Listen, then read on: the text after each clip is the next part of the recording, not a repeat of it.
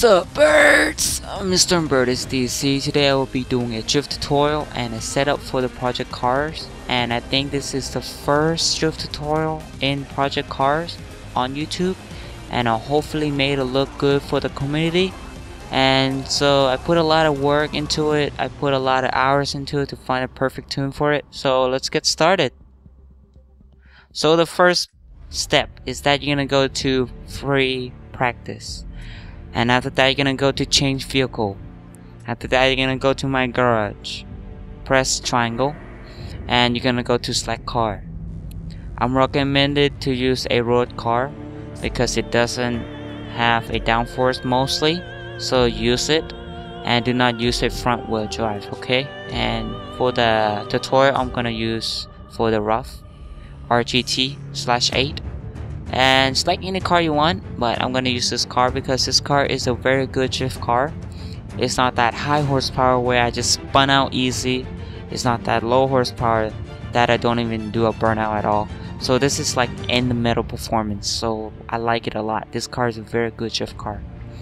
And yeah, after that you select your car, you're gonna go to create new setup. For the tire compound, for the sport car like the rough one, it's a sport car, so it have a fairly thick tires, okay? And if you're using super sport car like Pagani, super sport, right? They're gonna have a different tires. It's a parallelly, I think that's how you pronounce it. And if you have it, please use a parallelly P0 Corsa, okay, for the super sport. If you're on sport, please use a Fralite Extreme Summer. After you finish with the tire compound, go to tire pressure and put it all the way to the left, front and rear, so 1.4 bar. Just copy this setup, and yeah. Oops, I messed up there. Gotta go back. Here we go. After that, you're gonna go to brake pressure. Just leave it stock default. And for the brake balance, I put it 50%. For the brake duct, I just put it in the middle, so 0%. And traction control slip is stock. I don't know, just leave it alone if you have it. And some car have downforce, and my rough doesn't have it. So if you have it, just put it all the way to the left, so speed. For the weight jacker, those auto bottom, just leave it stock default. And for the steering ratio, you're gonna put it all the way to the right, so slowest. Alright. And for the left and right caster angle, put it all the way to the left. So yeah, 5.4 for my rough RGT8. And for the camber, I put it all the way to the left. And for the rear camber, I put it all the way, not all the way, just negative 1.5. Okay. And for the front camber and the rear, all the way to the right. Alright then. After that, press R2. Now you're in suspension. My rough RGT doesn't have a right height, and if you have a right height, put it all the way to the left, to lowest, and put it positive 5. So for example, all the way to the left and you get like 100, right? You're gonna put it 5 more, so 105. So just put it more 5 to lowest. And yeah, after that you're gonna go to spring rate. For the front, it's gonna be 1/4, alright, and in the rear it's gonna be 1/3. Alright, after that you're gonna go to sway bar. Both of them in the front and rear is in the middle. That's for the suspension. And for the dampers, for the slow bump, fast bump, it's gonna be all the way to the right, so stiffness, okay, just like that. And for the rebound, for the front, all the way to the left, so softest. And for the rear is all the way to the right, so stiffest. Same thing as in the front, do the same thing too, just like that. And after that you finish with the dampers. Now you go to differential. For the acceleration lock, if you have it, put it on 50. And the same thing too on the second one. I can't say that word. Deceleration, put it on 50%. And for the limited slip preload, put it on 20. And the rest just leave it stock. Okay. Now for the gearing, if you have a final drive, that is very good. That's very good. Try to make your third gear at 105. Okay, try to make that. All right, for the top speed for third gear, 105 or around there. And yeah, and if you don't have the final draft or final drive, just leave it stock. Okay, like mine. I don't even touch it at all. Just leave it stock. And after that, you're gonna go to engine. For the foil load, I put it 1. Funny, huh? Pretty funny. I know, right? You guys like, what the fuck? 1? Yeah, 1. Just put it 1. You get the lightweight. Alright, just put the 1 qualified too. And yeah, just like that. I will tell you why soon. And for the brake mapping, I just leave stock, so 7. And yeah, guys, that's for the edit tuning setup. And for the GIF, okay? After that, you save it, then put it all, and save full square, and okay. Okay, the next step is gonna click on option on your controller, then scroll down, and you will see options and help. Alright, you're gonna go to gameplay. You're gonna copy setup. Copy this setup, okay? So steering assistance is no. Just copy the setup real quick, just pause the video, and yeah. After that, press R1. You're gonna be on, you don't need this shit, actually, just this one. Yeah, that one. After that, you're gonna go to controls.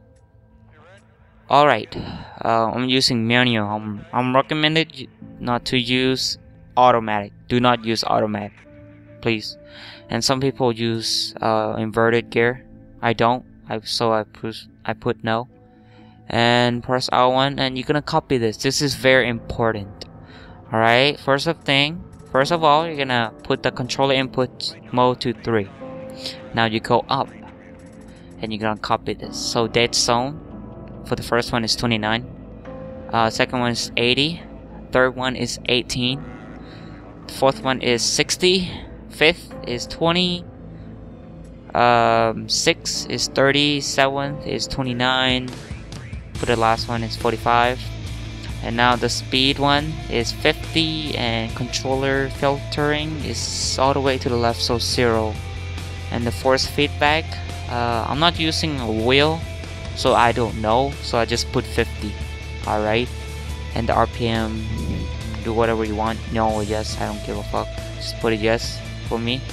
And put the advance on, okay, and then put everything on off, just do like that. And yeah, that's basically it. And now press R1, and this is my controller setup.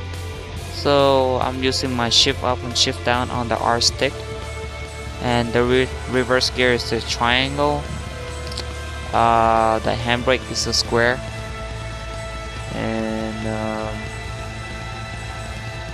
and to look back is L1, to change camera is R1.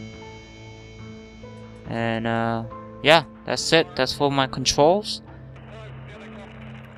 After that, you don't need to do visual, you don't need to do camera, you don't need to do all the rest of that. Now all you need to do is that you're gonna go to any track, but I'm recommended you to go to this track right here, Bruno. That's how you said. Then you're gonna start. Alright, and I will see you guys in the track.